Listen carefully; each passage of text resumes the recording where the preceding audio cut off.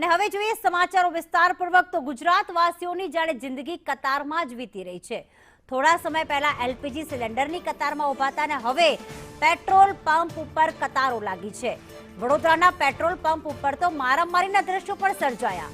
Fatehganj petrol pump પર બબાલ થઈ, લાઇનમાં ઉભા રહેવા બાબતે આ મારામારી થઈ હતી। ગ્રાહકોએ જોકે મામલો થાળે પાડ્યો હતો। અત્યારે સમગ્ર ગુજરાતના મેટ્રો શહેરમાં પેટ્રોલ પંપ ઉપર અત્યારે કતારો જોવા મળી રહી છે।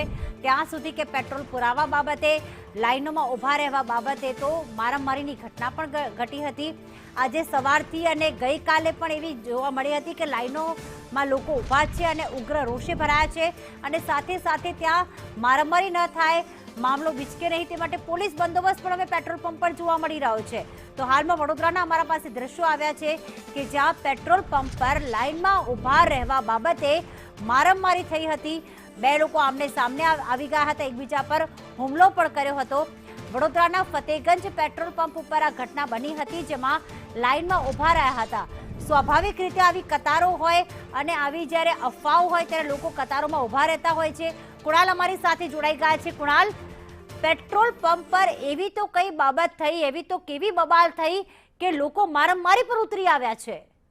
સાંજથી જ વડોદરા શહેરમાં પેટ્રોલને લઈને કદાચ અફવા ઉડી કે આ પેટ્રોલ નહીં મળે અથવા ભાવ વધી જશે ને તેને લઈને લાંબી કતારો પેટ્રોલ પંપ પર જોવા મળતી હતી। આ દરમિયાન ફતેગંજ પેટ્રોલ પંપ ખાતે પણ લાંબી કતારો હતી, જેમાં એક વાહન ચાલક તેના પાછળ ઉભેલા જે વાહન ચાલકથી આગળ ઉભો હતો તે છતાં પણ પાછળ ઉભેલો વાહન ચાલક તેનાથી આગળ પહોંચી ગયો હતો પેટ્રોલ પુરાવા માટે। તેને લઈને શરૂઆતમાં તો બોલાચાલી થઈ હતી અને ત્યારબાદ મારામારી સુધી આ મામલો પહોંચ્યો હતો અને મારામારીના છૂટા હાથની મારામારીના દ્રશ્યો સામે આવ્યા છે। જોકે ત્યાં સ્થાનિક જે અન્ય ગ્રાહકો હતા અને જે પેટ્રોલ પંપના સંચાલકો હતા તેઓ વચ્ચે પડ્યા ત્યારે મામલો થાળે પાડ્યો। આભાર તમામ વિગત માટે કુણાલ।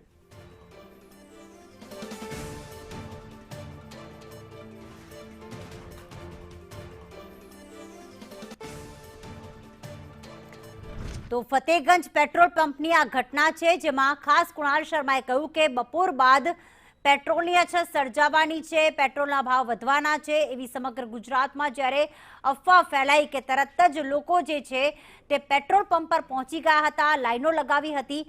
વડોદરામાં મારામારીની ઘટના સામે આવી છે, તો અહીંયા છોટા ઉદેપુરમાં પણ આ દ્રશ્યો જોવા મળ્યા હતા।